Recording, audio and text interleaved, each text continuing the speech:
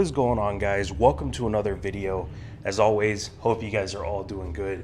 Thanks for tuning in to another one. So we're back in the garage today, which you guys probably know what that means. It means we're doing something else to the Z. So in this case, as I said kind of in the caption and title of the video, we are basically going to be doing a cheap kind of $40 mod to the Z by using this BOV block-off plate. And the whole point of this is we are trying to chase louder turbo sounds. So right now, the current setup, for those of you that don't know, I have a mid-mount kit from Boosted Performance with a comp 6767. Turbo has a filter on it. And I have a tile BOV that is right over here off the charge pipe. So I'm gonna put some clips kind of later on to show you guys how the car currently sounds so you guys have something to compare it to. But that's the setup, right? Filter on turbo, tile blow-off valve down here. And the car sounds really good. I think you can still hear the turbo really well. You know, even if I'm not necessarily getting on it, you can still hear a little bit of flutter and stuff like that. But I will say, after meeting up with my buddy Ben a few weeks ago and hearing his car he also has a turbo, but his is a top mount kit with a 6871 comp turbo, and he has no blow-off valve.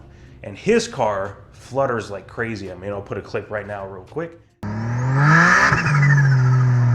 But basically, you guys can see his car just flutters like extremely loud. Like even when the car is pulling away, you can hear that that turbo really well. So basically, the science behind deleting the blow-off valve is now that there is no place for the excess pressure to vent out, which typically that will vent through a blow-off valve.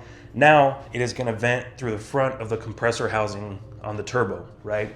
So what that does is when that pressure vents, it basically spins the compressor housing, and then you get that flutter and those extra turbo noises. So there is science behind the whole thing of whether it's good for the turbo, whether it's not good for the turbo. You guys can give your opinions on that, but I know with these comp turbos, at least the newer generations one, they are like triple ball bearing ceramic something turbos, and typically it is not as bad for the turbo if you don't run a blow-off valve. Again, you guys can correct me if I'm wrong or whatever, but I know multiple people here locally that also have turbo setups on their car with comp turbos, and they have had no blow-off valve for 10, 15,000 miles, and the turbo's just fine. So because of that reason, I'm going to do the delete, and we're gonna see how the car sounds, you know, especially because it is a mid-mount, it does have a filter. I'm curious to see if literally just deleting the blow-off valve completely changes the sound of the car. So that's what we're gonna do. I'm gonna go ahead and lift the car up here, and then I'm gonna take the bumper off, and I will show you guys kind of the process of putting this plate on.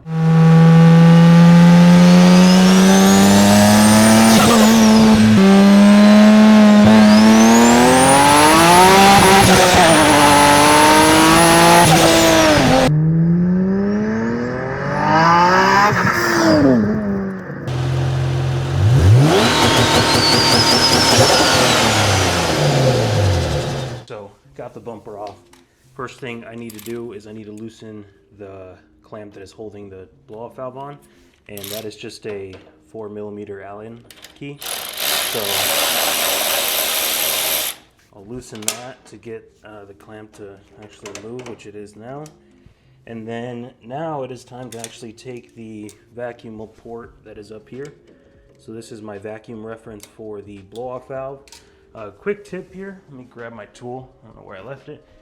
If you guys are looking to take off vacuum lines like this, or take off kind of any sort of hose that is held on by a clamp, you can use one of these tools. So this is basically a clip remover, and what I do is, since this is really stuck, like right now if I try to take this off, the whole blow-off valve comes off, right? So what I do is I take this tool, and with the little end right there, I basically slowly pry this off by going side to side. So what that does is it honestly saves you from like ruining your hose, because these vacuum hoses are really sensitive. So got the blow-off valve off. It's that easy. Now that this is off, we're gonna go ahead and take this clamp off without breaking it, because honestly I almost broke this thing when I first put the blow-off valve.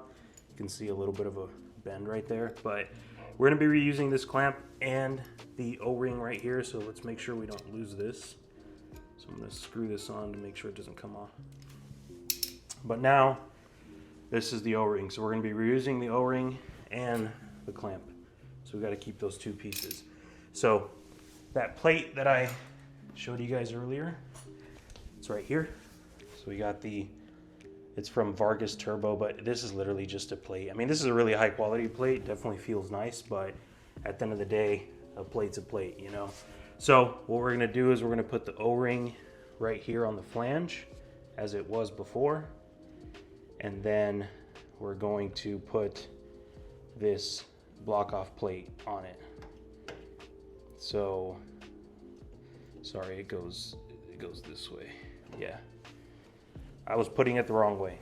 So let me give you guys a close-up. I'm not gonna be able to record every little thing here, but basically what you're doing is you're putting the O-ring around the flange right here, and then this is gonna go face down on there.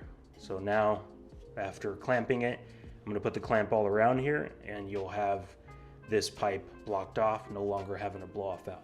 Another quick thing that I'll show you guys is we have to make sure this is capped off, or else we'll have a big vacuum leak. Okay, so I have the plate installed and wanted to show you guys, this is how it looks once you have the clamp on there. So it's literally just the black plate, and then you have your clamp that is used by your tile blow-off valve originally with the O-ring in there. So we just deleted the blow-off valve. As far as making sure you don't have vacuum leaks, obviously when you have a blow-off valve, you have a vacuum line running to that port right there. You need to make sure that is no longer open. So what I did was this. This is the line that typically connects to the tile. So I literally just took a barb fitting. I have like an assortment of straight through barb fittings. So you need a 1/4 inch one, I believe, which obviously I used. So what I did was I just inserted it into the vacuum line and put a clamp on one side, and then I put a cap from my little kind of tray here of caps, and then I put a clamp on the other side. So this shouldn't leak. They fit super snug. I couldn't even honestly get them loose after the fact. So that's pretty much what I did. Initially, I was going to do it up here at my reference for the blow-off valve, which is this line right here. But I ended up changing my mind because I forgot that I actually have a T-fitting here, and this part goes to my boost gauge, and I don't know, it seemed more complicated to do it up here. But depending on your setup, you could literally do it up here right where the reference is, or you could do it right at the other end. Point is, you want this stuff to be capped off so that you no longer have a leak. So that is pretty much the install. What I'm gonna do now is I'm just gonna put everything back together. I'm gonna turn the car on right now to make sure I don't have a vacuum leak at this point. And then if that is good, I'm gonna zip tie this up and put the bumper back on, and we'll go take it for a drive.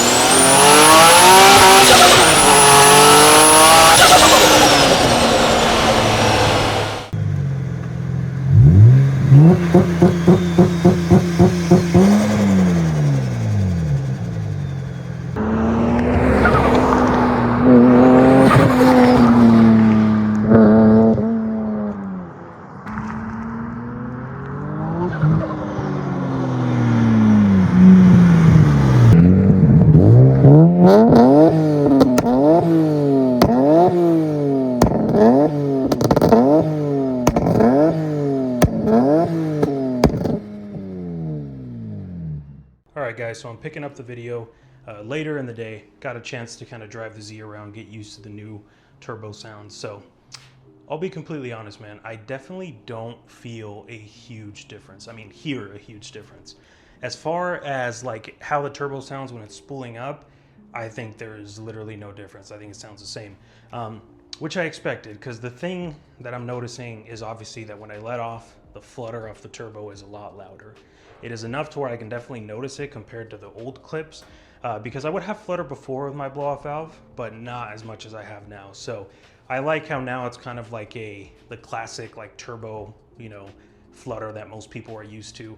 So I like it. I think it added a nice little touch to the car. It's not too over the top. It doesn't sound super crazy, you know, not super subtle either. So it's kind of like the perfect balance for me. So I think I'm gonna keep it.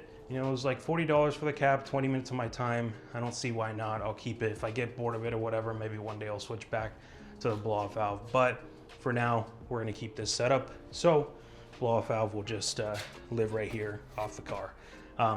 But yeah, man, honestly, I'm pretty satisfied. Like I said, it's not a huge difference. So specifically, if you have a boosted performance kit with the filter on the turbo and kind of 67 mil turbo, just know that if you delete the blow-off valve, there's not going to be a huge difference in terms of turbo sounds or flutter.